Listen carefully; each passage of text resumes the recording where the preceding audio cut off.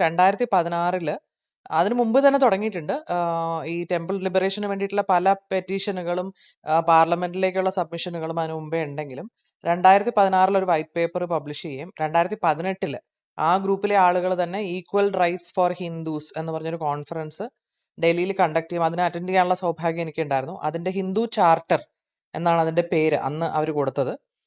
Hindu charter എന്ന് പറയുന്നതിനകത്തുള്ള ഡിമാൻഡ്സിനകത്ത് ഈ കാര്യങ്ങളെല്ലാം ഇൻക്ലൂഡ് ചെയ്തിരുന്നു. അതിനകത്ത് നമ്മൾ ഫേസ് ചെയ്ത മുഖ്യമായ പ്രശ്നം, അത് കേന്ദ്ര സർക്കാരിന് ഓർഡിനൻസ് ഉണ്ടാക്കാൻ പറ്റുമോ ഇല്ലയോ, അല്ലെങ്കിൽ സുപ്രീം കോടതിയിൽ കേസ് പോയാൽ എന്തായിരിക്കും എന്നുള്ളതിനെക്കാട്ടും ഉപരി ഇതിന് വാട്ട് ഈസ് യുവർ ഓൾട്ടർനേറ്റീവ് എന്നൊരു ചോദ്യമുണ്ട്. അത് സുപ്രീം കോർട്ടിൽ നിന്നാണെങ്കിലും പാർലമെന്റിൽ നിന്നാണെങ്കിലും പല സ്ഥലങ്ങളിൽ നിന്നാണെങ്കിലും നമ്മൾ ഈ പ്രൊപ്പോസൽ കൊണ്ടുപോകുമ്പോൾ ഈ ക്ഷേത്രങ്ങൾ ആരുടെ കൺട്രോളിലേക്കാണ് തിരിച്ചു പോകുന്നത്? എസ്പെഷ്യലി മഹാക്ഷേത്രങ്ങളുടെ കാര്യമാണ് ഈ ചോദ്യം വരുന്നത്.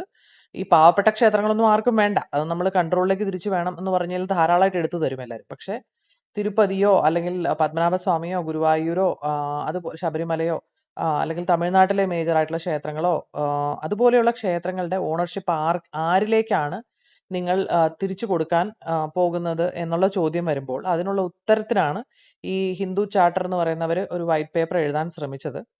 ഇതിൽ അന്ന് ഫേസ് ചെയ്തിട്ടുള്ള ഏറ്റവും വലിയ കടമ്പ എന്ന് പറയുന്നത് നമ്മൾ ഹിന്ദുക്കൾക്കുള്ളിൽ നിന്ന് തന്നെയാണ്. അത് മറന്നിട്ട് നമ്മൾ യാതൊരു ഡിസ്കഷനും നടത്തിയിട്ടും കാര്യമില്ല. നമ്മൾക്ക് ഫണ്ടമെന്റൽ ആയിട്ട് നമ്മൾക്ക് സമ്പ്രദായങ്ങളുടെ ഒരു വേരിയേഷൻ സംഭവിച്ചിട്ടുണ്ട്.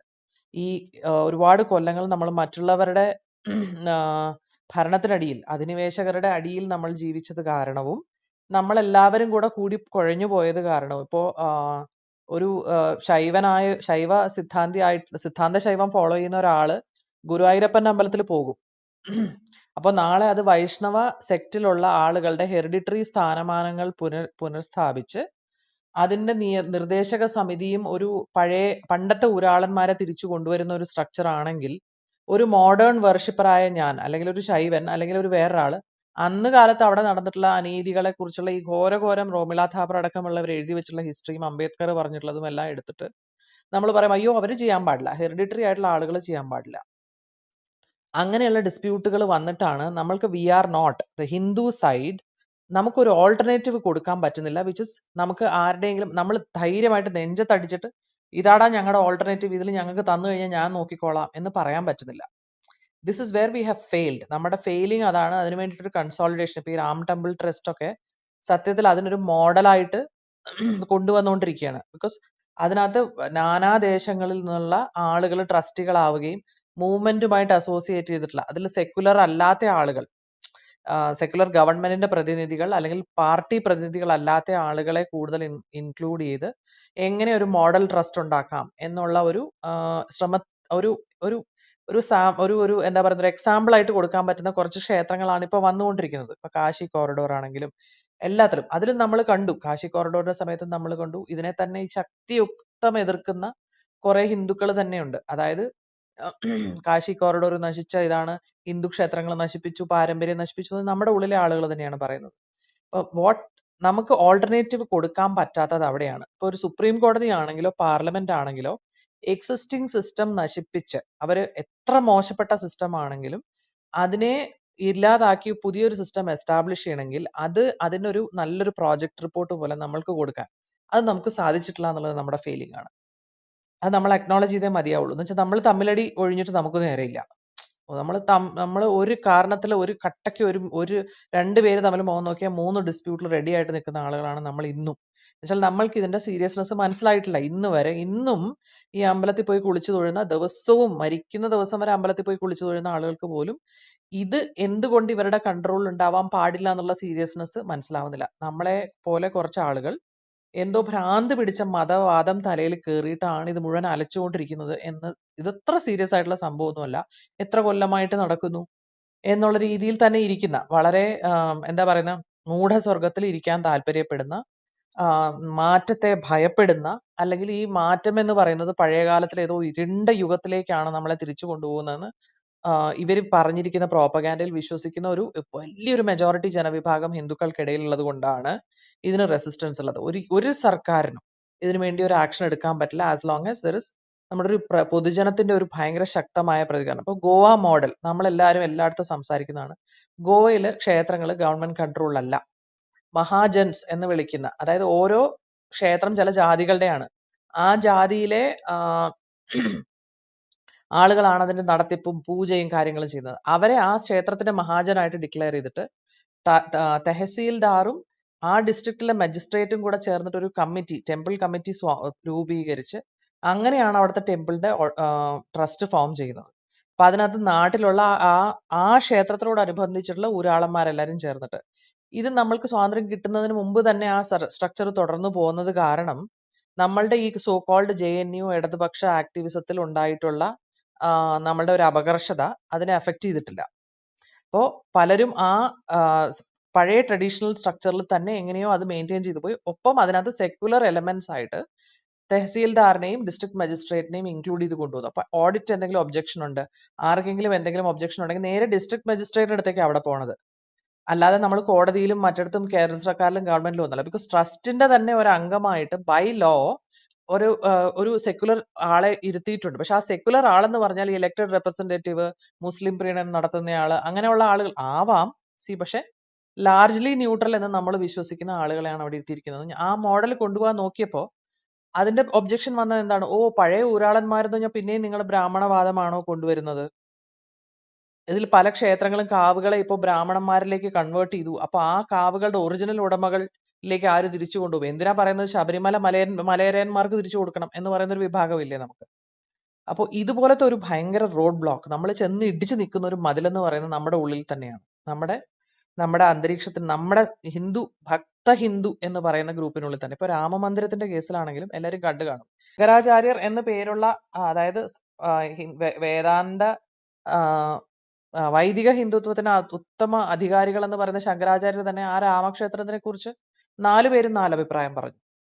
അപ്പൊ നമുക്ക് ഒരു യുണൈറ്റഡ് ഫ്രണ്ട് ഒരിക്കലും പ്രസന്റ് ചെയ്യാൻ പറ്റില്ല എന്ന് നമ്മുടെ ശത്രുക്കൾക്കും നമ്മളുടെ ഇത് സിസ്റ്റങ്ങളെല്ലാം തകർക്കണമെന്ന ഉള്ള ആളുകൾക്കും ഉറപ്പുള്ളത് കൊണ്ടാണ് ഇത് നടക്കാത്തത്.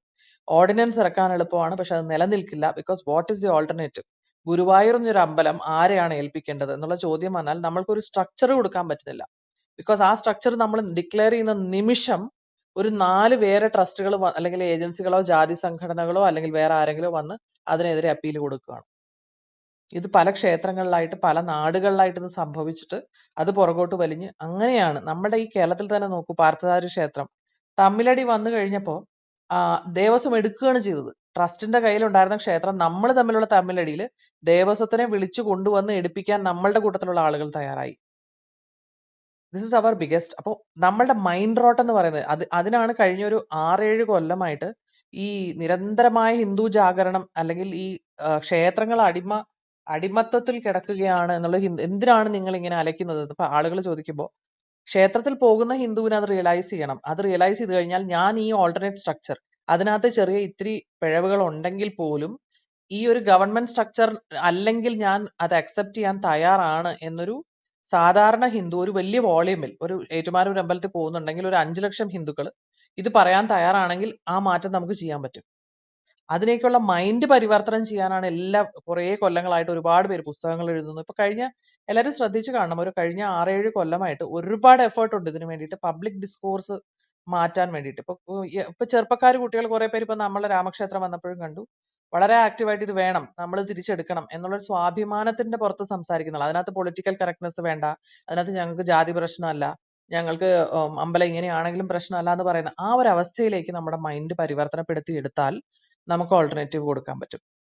അപ്പോൾ ഇതിപ്പോ നമ്മൾ ചർച്ച ചെയ്യുന്ന വിഷയത്തിൽ ഞാൻ ഒരുപാട് മാറിപ്പോയി എന്ന് വെച്ചാൽ മഹേന്ദ്രൻജി അത് പറഞ്ഞത് കാരണം ഇത് പറയണം. ബിക്കോസ് എന്റെ പേഴ്സണൽ എക്സ്പീരിയൻസ് ആണ്. ഇതുപോലത്തെ ഒരുപാട് കോൺഫറൻസുകൾ പോയിരുന്ന് അറ്റൻഡ് ചെയ്യുമ്പോൾ നമുക്ക് അൾട്ടിമേറ്റ്ലി വരുന്ന ഫ്രസ്ട്രേഷൻ, വലിയ വലിയ ആളുകൾ, അതായത് റിട്ടയർഡ് ആയിട്ടുള്ള IAS ഉദ്യോഗസ്ഥരും വലിയ പബ്ലിഷിംഗ് ഹൗസിന്റെ ഉടമസ്ഥരും റിട്ടയർഡ് എന്താ പറയുക പഴയ MLAകളും ഗവർണർമാരും ഒക്കെ ഉണ്ടായിരുന്ന ആളുകൾ കൂടെ ചേർന്നിട്ട് തിങ്ക് ടാങ്കുകളൊക്കെ പ്രപ്പോസ് ചെയ്യുന്ന റിസൾട്ട്സ് ആണ് ഇതെല്ലാം. അവരുടെ പ്രപ്പോസലുകൾ അവിടെ പോയിട്ട് തട്ടി തിരിച്ചു വരുന്നത് കണ്ട് നമ്മളെ പോലത്തെ സാധാരണക്കാർക്ക് ഇമാജിൻ പോലും ചെയ്യാൻ പറ്റാത്തത്ര ലെവലിൽ അവർ ലോയിനെ പഠിച്ചെഴുതിയ കാര്യങ്ങൾ പോലും അത് റിജക്റ്റ് ആയി തിരിച്ചു വരുന്നത് നമ്മൾ കാണുന്നു. അപ്പോൾ നമ്മളത് ഈസി ആണെന്ന് വിചാരിക്കരുത്. അതാണ് എന്റെ റിക്വസ്റ്റ്. ബേസിക്കലി നമ്മളുടെ അത് ശരിയായിട്ടില്ല, നമ്മുടെ സൈഡിൽ നിന്നുള്ള. അപ്പൊ ഒരു രാമമന്ദിരം ശരിക്കും പറഞ്ഞാൽ ഞാൻ ശക്തമായിട്ട് വിശ്വസിക്കുന്ന ഒരു ഭയങ്കര നല്ല ടെംപ്ലേറ്റ് ആണ്. ഇനിയുള്ള മൂവ്മെന്റ് സാധാരണ ഫിസിക്സിലൊക്കെ പറയില്ലേ, ഒരു ചെറിയ ഫൾക്രം വെച്ച് കഴിഞ്ഞാൽ വലിയ സാധനം അനങ്ങുന്നു. അതിന്റെ അടിയിൽ, അതായത് കമ്പിപ്പാര വെച്ച് കുത്തുന്നതിന്റെ അടിയിൽ താഴെ ഫൾക്രം വെക്കുമല്ലോ, അതുപോലത്തെ ഒരു ഫൾക്രമായിരുന്നു ഈ രാം മന്ദിരം. നമ്മൾ വിചാരിക്കുന്നത് നമ്മുടെ റിസൾട്ട് ആണെന്നല്ല, അത് നമ്മുടെ എൻഡ് റിസൾട്ട് അല്ല, അത് നമ്മുടെ വലിയൊരു ബിഗിനിങ്ങിലേക്കുള്ള ഒരു വലിയ പാതയാണ് നമുക്ക് തുറന്നു തന്നിരിക്കുന്നത്. വെച്ചാൽ ആ ഒരു മോഡൽ, അതിനകത്ത് ആളുകളുടെ സൈക്കോളജി, അതിനകത്ത് ചെയ്തിട്ടുള്ള ട്രസ്റ്റ് എല്ലാം ഈ ഒരു ഫ്യൂച്ചറിലെ മൂവ്മെന്റിന് വേണ്ടിയിട്ട് തയ്യാറാക്കാൻ, മനസ്സ് പാകപ്പെടുത്താനും അതിനുള്ള ഗ്രൗണ്ട് വർക്കാണത്. പക്ഷെ നമുക്കിപ്പോ പറ്റിയിരിക്കുന്നതെന്ന് വെച്ചാൽ, നമ്മള് കേരളത്തിലെ ഹിന്ദു എന്ന് പറയുന്ന ആള് ഇടതുപക്ഷം ക്ഷേത്രം ഭരിക്കുന്നത് ഒരു പോസിബിളി അമിത്ഷായ് മറ്റേ സോംനാഥിന്റെ ട്രസ്റ്റിലില്ലേ എന്ന് ചോദിക്കുന്ന അതേ ലാഘവത്തോടെ നമുക്ക് തിരിച്ചു ചോദിക്കും. എന്താ കാര്യം? ഒരു ഇടതുപക്ഷക്കാരൻ അമ്പലത്തിൽ തെയ്യം നടത്തുന്നു, ഇടതുപക്ഷക്കാരൻ അമ്പലത്തിൽ പോകുന്നു, അയാൾ ദൈവവിശ്വാസിയാണ്. അപ്പോ ഒരു ഹിന്ദു അല്ലേ അയാളും, അത് നടത്തിയാൽ എന്താണ് കുഴപ്പം എന്നാണ് ചോദിക്കുന്നത്. അപ്പൊ അങ്ങനെയാണെങ്കിൽ രണ്ട് ഫിലോസഫി, അതായത് സ്പിരിച്വലി ആയിട്ട് രണ്ട് ഫിലോസഫി വിശ്വസിക്കുന്ന ആളുകളെ എങ്ങനെയാണ്, അപ്പൊ അങ്ങനെയാണെങ്കിൽ ഞാൻ ഒരു ക്രിസ്ത്യാനിക്ക് കൊടുത്താൽ പോരെ? കമ്മ്യൂണിസത്തിന്റെ പ്രഖ്യാപിത നിയമങ്ങളിൽ അല്ലെങ്കിൽ അവരുടെ ലക്ഷ്യങ്ങളിൽ ഒന്നാണ് റിലീജിയനെ തകർക്കുക. എന്നുവെച്ചാൽ പാവപ്പെട്ടവന്റെയും മാസസിന്റെയും ഒരു ഓപ്പിയം, അതായത് ഒരു മയക്കുമരുന്നാണ് റിലീജിയൻ എന്ന് പറഞ്ഞിട്ടുള്ളതാണ് മാർക്സ്. അതായത് ഒപ്രസ്ഡ് ആയിട്ട് അടിച്ചമർത്തപ്പെട്ടവന്റെ ഒരു ആശയിൽ നിന്ന് ഒരു മനസ്സിലുണ്ടാവുന്ന ഒരു ആശയുണ്ടല്ലോ, അതായത് എന്നെ ഇതിനകത്തുനിന്ന് കരകയറ്റുന്നു, ആ ആശയിൽ പിടിച്ച് അവനെ മാനിപ്പുലേറ്റ് ചെയ്യാൻ വേണ്ടി അധികാരി വർഗം സൃഷ്ടിച്ചതാണ് റിലീജിയൻ. അതായത് അത്ര വെറുപ്പോടെയാണ് റിലീജിയനെ മാർക്സിസം കാണുന്നത്. സെയിം നമ്മുടെ ഹിന്ദു റിലീജിയനെ ഇപ്പം ക്രിസ്ത്യാനിറ്റി ആണെങ്കിലും ഇസ്ലാം ആണെങ്കിലും കാണുന്നതും അതേ വെറുപ്പോടെ തന്നെയാണ്. അപ്പോ ഇടതുപക്ഷ വിശ്വാസത്തിൽ ഉള്ള ഒരാൾ ക്ഷേത്രം ഭരിക്കുന്നതും ഒരു മുസ്ലിം ക്ഷേത്രം ഭരിക്കുന്നതും ഒരു ക്രിസ്ത്യാനി ക്ഷേത്രം ഭരിക്കുന്നതും തമ്മിൽ യാതൊരു വ്യത്യാസവും ഇല്ല. എന്ന് വെച്ചാൽ അവരുടെ മൂന്ന് പേരുടെയും വ്യൂ പോയിന്റ് നമ്മുടെ ഹൈന്ദവത്വത്തെ കുറിച്ച് ഇതൊരു തീർക്കപ്പെടേണ്ട, തകർക്കപ്പെടേണ്ട, അവസാനിക്കപ്പെടേണ്ട, ഇവരെല്ലാരും ഏതോ പടുകുഴിയിൽ കിടത്തി ഇവരെല്ലാം ഞങ്ങൾ ഉയർത്തി പുറത്തു കൊണ്ടുവരാണ്. അത് തന്നെയല്ലേ ഇപ്പൊ പള്ളിക്കാർ പറയുന്നതും ഈ മുസ്ലിങ്ങളുടെ ദാവ ചെയ്യുന്നവരും പറയുന്നതാണ്, നിങ്ങൾ നശിച്ച് നരകത്തിൽ പോകാനുള്ളവരാണ്, നിങ്ങളെ രക്ഷിച്ച് സ്വർഗത്തിലേക്ക് കൊണ്ടുപോകാനാണ് ഞങ്ങൾ ശ്രമിക്കുന്നത്, നിങ്ങളെ രക്ഷിക്കുവാണ് ഞങ്ങൾ. അത് തന്നെയാണ് കമ്മ്യൂണിസവും പറയുന്നത്. കമ്മ്യൂണിസവും എല്ലാവരെയും രക്ഷിക്കാൻ പോവുകയാണ്. അവരും ഒരു മെസ്സായയാണ്, അവരും ഒരു പ്രോഫറ്റ് ആണ്, അവരും ഒരു റിലീജൻ ആണ് ആക്ച്വലി. അപ്പോൾ നമ്മൾ മറ്റൊരു റിലീജിയന്റെ കയ്യിലേക്ക് ഇതിനെ കൊടുത്തിരിക്കുകയാണ്. ഇപ്പം DMK കാരൻ, ഇവൻ ഇതൊന്നും അല്ല, കമ്മ്യൂണിസ്റ്റും അല്ല, ക്രിസ്ത്യനും അല്ല, what ever it is, DMK കാരൻ എന്ന് പറയുകയാണ്, നിങ്ങളുടെ ക്ഷേത്രങ്ങളെ എല്ലാവരും തകർക്കണം, സനാതന ധർമ്മം എന്ന് പറഞ്ഞാൽ ക്യാൻസർ ആണ്, ഡെങ്കിയാണ്, മലേറിയയാണ്. ഇങ്ങനെയുള്ള ആളുകളുടെ കയ്യിൽ ക്ഷേത്രങ്ങൾ വരുമ്പോൾ നമ്മൾ കൊടുക്കുന്ന, സത്യം പറഞ്ഞാൽ നമുക്ക് എന്നാ ഒരു പൊന്നാനിയിൽ ഒരു മുല്ലാക്കയെ വിളിച്ചിട്ട് കൊടുക്കുന്നതാണ് നല്ലത്. ഇവരുടെ കയ്യിൽ ഇരിക്കുന്നതും അയാളുടെ കയ്യിൽ ഇരിക്കുന്നതും തമ്മിൽ എന്താണ് വ്യത്യാസം? ഈ അടിസ്ഥാനപരമായിട്ടുള്ള ഈ ഒരു കാര്യം നമ്മൾ മനസ്സിലാക്കുന്നില്ല എന്നുള്ളതാണ് നമ്മുടെ ഓർഡിനറി ഹിന്ദുവിന്റെ ഏറ്റവും വലിയ പ്രശ്നം. സൈദ്ധാന്തികമായിട്ട് പൈസ കൊണ്ടുപോകുന്നു, അമ്പലത്തിൽ അഴിമതി നടക്കുന്നുണ്ട്, അല്ലെങ്കിൽ അവിടെ നിയമനത്തിൽ പ്രശ്നമുണ്ട്, അവിടെ പൂജാ സാമഗ്രികളിൽ പ്രശ്നമുണ്ട്, എല്ലാം സെക്കൻഡറി എന്റെ മനസ്സിൽ. എന്ന് വെച്ചാൽ നമ്മൾ സൈദ്ധാന്തികമായിട്ട് തന്നെ നമ്മൾ വിശ്വസിക്കുന്ന ഒരു ഫിലോസഫിക്ക് എതിരെ ഉള്ളവനെ നമ്മുടെ തലയുടെ മുകളിൽ പിടിച്ചിട്ടിരിക്കുക. ബേസിക്കലി ഈസ്റ്റ് ഇന്ത്യ കമ്പനി പോയി മറ്റൊരു കമ്പനിയെ വിളിച്ച് നമ്മുടെ തലയിലിരുത്തി. അതാണ് ക്ഷേത്രങ്ങളിൽ ഇപ്പൊ സംഭവിച്ചിരിക്കുന്നത്. ഇപ്പൊ ഒരുപാട് രാത്രി ആയതുകൊണ്ട് ഈ വിഷയത്തിൽ വേണമെങ്കിൽ 15 മണിക്കൂർ നമുക്കിങ്ങനെ വെറുതെ മിണ്ടിക്കൊണ്ടിരിക്കുക എന്നുള്ളത് കൊണ്ട് എനിക്ക് ഇത്രയും പറയണം തോന്നി.